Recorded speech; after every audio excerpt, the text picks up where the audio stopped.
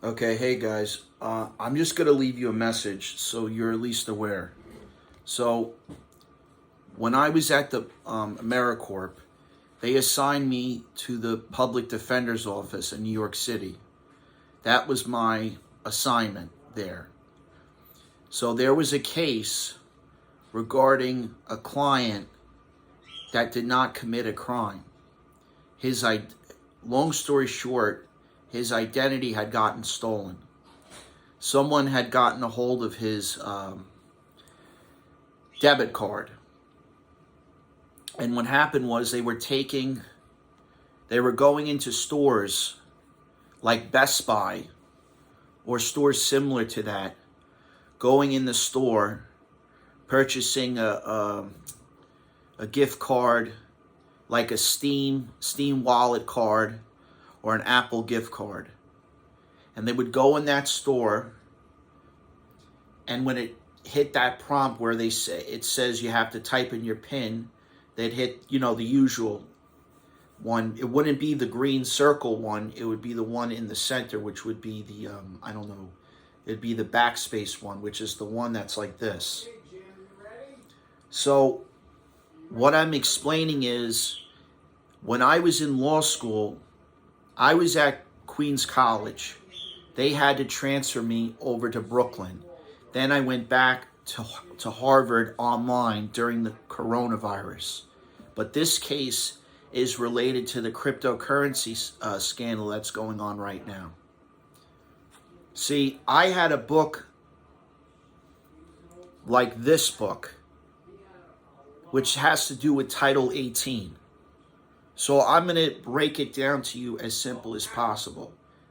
So this person didn't get accused of the crime. He got pinned for a crime.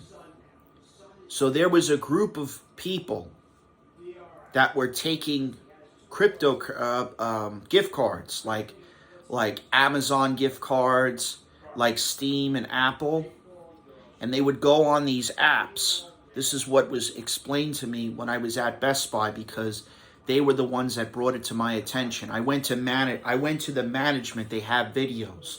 What the stores or the people in the front as the cashiers, they're responsible for doing. They're supposed to make and check everything, which they do check, but sometimes you can't check everyone because you don't know if the person is authentic or not. The problem was with this case was they were taking that amount that was $100, $200. It could be a lot of money, and they were transferring it to someone's account. And then they would say to the person, this is what it was explained to me in Colombia, because I took cybersecurity for ethical hacking. They would convert that. They would text their friends on like a Telegram or a WhatsApp or a Google chat, and they would basically say, oh, hey, I have this gift card and I want to convert it to cash, or I want to convert it to credit. You can't really do that because under UCC law, on a bank transfer, even with Zelle or Venmo or any of that, if you do any type of transactions that way where you're transferring money for a gift card, that's a felony crime. You can't do any of that stuff. So the reason why I'm bringing this matter up in this case is that you guys have this XRP. First of all, Bitcoin was designed under Facebook. That's the first thing. You used an algorithm that actually belongs to me. That's my algorithm. It's not Mark Zuckerberg. It's not any of theirs. It's my algorithm because I designed it, because I was up there at that time. So if these people decide to just lie to you, in which they're lying to you in the first place, yes, the twin brothers designed the Bitcoin, but they had problems because they couldn't take the website version of it and make it into an app. That was the problem.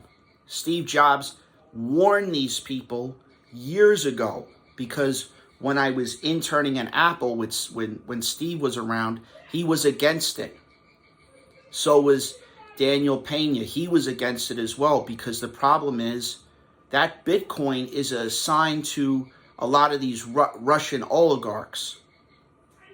Now, I don't like mentioning these people's names because I don't want to butt into their business. But the problem is your XRP doesn't work because you have nothing to back it up. See, under Title 18 and under UCC law in Section 4A and in Section 5 of these laws, you have to have something to back it up to begin with. You can't just say, I'm going to transfer money over to an account and have nothing to back it up. That's what happened with JP Morgan Chase. That's why the president, Mr. Vladimir Putin, brought this up to the Federal Reserve to begin with. And he has every right to get his money back because they stole money. You can't just steal money from themselves. That's what BlackRock and Vanguard did. Because this person who was getting who was going to get indicted was an agent. And he said to me, and I quote, there were people in the FBI that knew about this events going on, and they didn't do anything about it. So when you start looking through the whole system to begin with, Department of Treasury, the IRS, all these agencies have money that they're assigned to that are funds. You can't just take money and just steal it from people. And that's the problem. These Russian oligarchs that you're trying to design the system, you have to have some sort of verification to begin with. When you have a bank transaction, this is something I designed with my company to begin with. This is prior to Bitcoin and Facebook and all these companies. My grandfather designed this to begin with, and his name was John George Trump, which he had to change to George Gaetjen. The problem is that he designed a patent similar to my patent, in which I looked under U.S. patent law, which is in the New York State system.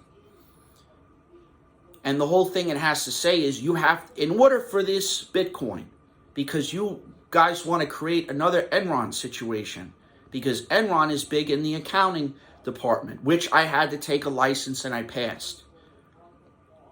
You have to have, if you want to have these tokens or currency backed up, you got to have some sort of promissory note or some gold standard backing it up. You cannot have blockchain or any of that stuff, because the organization that deals with this stuff and that brought it to the President of the United States' attention was the CISC.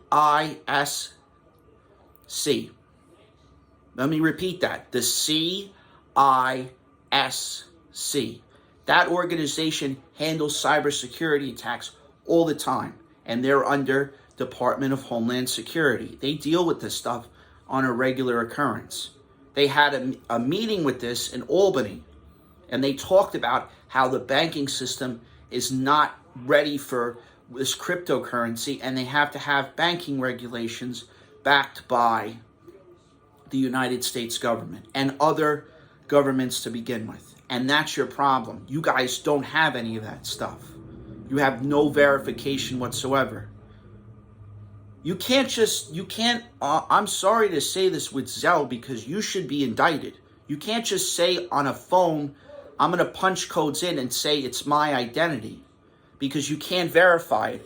You go to a bank, for example, you want to withdraw money. You have to show a valid driver's license or an ID to prove you are who you say you are.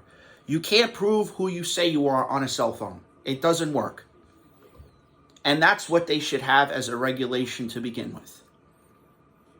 They should have a bank. If you want to have this cryptocurrency so badly, you should have a centralized bank that is a taxpayer fund that is with these other governments besides our government, that you go to that bank, you show 2 forms of verification ID. This is the laws that I established, or these rules in patent law that I established years ago, where you have 2 forms of ID, you verify who you are, You put your account information, you put the routing number in it. You have a little deposit slip. And they give you how much money you took out and what bank it's going to. And I designed a specific card that you could just load it onto. And not only that, you could look it up on your computer system as well as getting printed statements. That's the company I designed. The company is called, it's related to the Alpha and Omega company, and it's called Oranz. O-R-N-Z.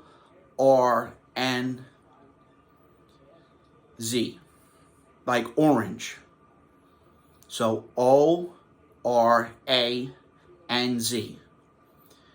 That's the name of the company that I established. That's related to that matter.